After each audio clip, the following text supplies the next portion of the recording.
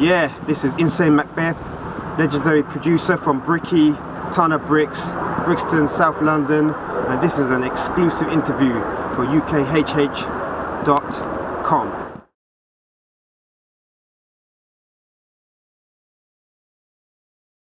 How I got into the scene, essentially I was a little kid, like, 12, 13, back in 1982 when I used to listen to Westwood on LWR pirate radio station, and also Max and Dave of Mastermind. They had a radio show on Kiss FM, which was also a pirate radio station then.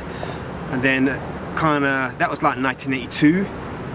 Bringing it forward a bit, in 1986 I met Crazy Noddy from the Syndicate, and he started bringing me to a lot of warehouse jams, because them days it was just, there wasn't no flyers or anything, it was word of mouth. Also I met DJ Fingers, who was his DJ in the Syndicate, so I was around guys that were in the scene. A few years later I met guys like Fresh Gear and Mo Rock, members of Hijack, Comanche Sly I was particularly close with, and that's bringing it up to like 1988, 89. I also met Kinetic Effect, who was in To The Top them days, and he went under the name of Decoy MC. So that's the origins of Insane Macbeth.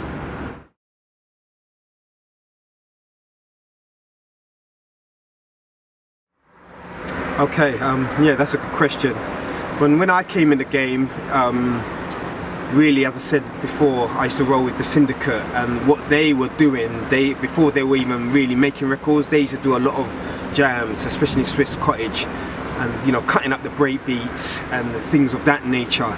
And as a young buck coming up, that was very exciting for me and very influential, because obviously I used to listen to a lot of old school tapes from the Bronx, so these guys were doing that as well, and they had exclusive breaks, like different breaks to what Africa Islam and Bambata and all those guys were cutting up. In regards to making records, definitely Hijack, without a doubt. When they came out with Style Wars, that was just like a big record that showed that people from London can make heavy records just like people from New York, because them days New York was the dominant scene. There was no LA or anything of that nature. It was really like New York and Philly, Philadelphia. And Hijack really showed that they can make records of the same caliber of people like Boogie Down Productions, Ultramagnetic MCs, the Juice Crew, Big Daddy Kane, Cool G Rap, Etal, etc, etc, Public Enemy. So Hijack were really influential on on the creative side, the scratches, really, Comanche Sly being lyrical, that wasn't really done before. Never really messed with this crew, but I have to mention London Posse just for the accent thing, because they were the first to come. They were the first to come with that, the London accent and the slang. Especially Bionic. He was very influential, and so respect to them. But I would say, for me personally, Hijack and what they done, and especially with the second record, Hold No Hostage and Doomsday Rap. As regarding now, I have to mention Kalashnikov. He really put it down with the Sagas album, and he's someone I've always been keen to work with. Poisonous Poets, Reveal, Tony B, two of the MCs from that crew I've worked with. The way they work, they're just so sharp, with it. They're like one take, two take, and they're just sharp, and so they're and they're heavy, they're just hot, so I would say, Poisonous Poets, definitely, they're up there as in, making their mark right now.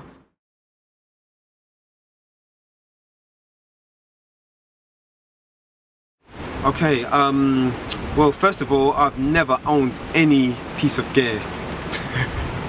Never.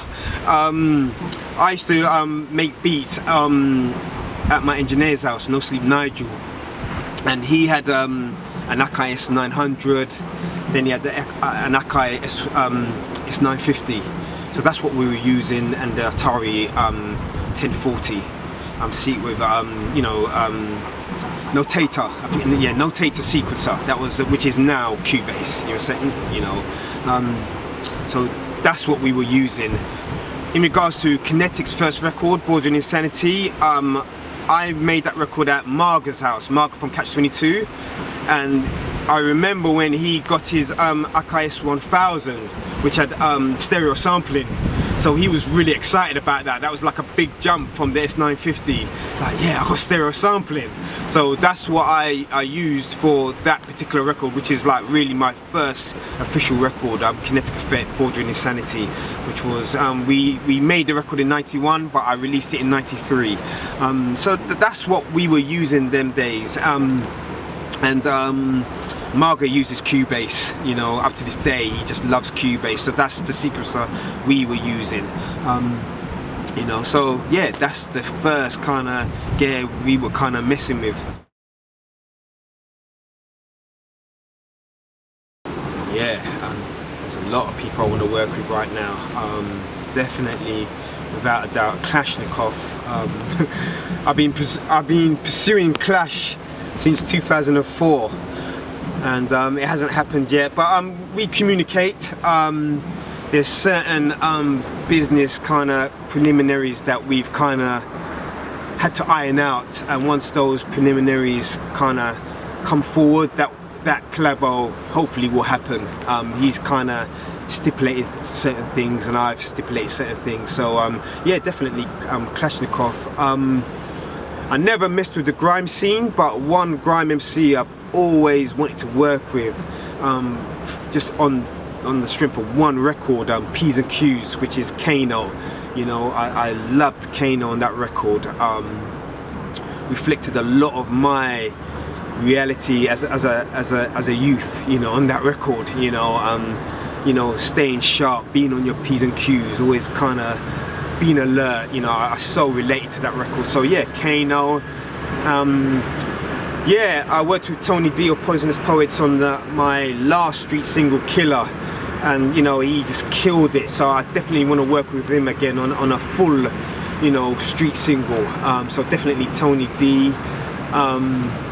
Yeah, there's a lot of guys I want to work with. I've kind of blanked out right now, to be honest. Yeah, another guy I definitely want to work with, and I've kind of pursued him for a little while on Twitter. K Coke. Love what he does, not really on a lyrical level or even on a stylistic level, just on a reality level. I just like how he deals with road. I can relate to him on that level. So yeah, definitely K Coke. But to be honest with you, Insane Macbeth, I'm still in the game, and anyone who's got any level of talent or any kind of thing that I relate to, yeah, I want to be associated with you. There's a girl that Karl Heinz has just signed, called Bad Girl Ronster, and yeah, she's heavy. She was on Karl Heinz's mixtape, Black Timing, which came out last year. And to be honest, like the feature that she spat, she kind of took Karl. She's hot. So Bad Girl Ronster, that's someone I want to work with. So yeah, that's a few of the names who are out there today that I still want to mess with and work with, and yeah, put on my CV.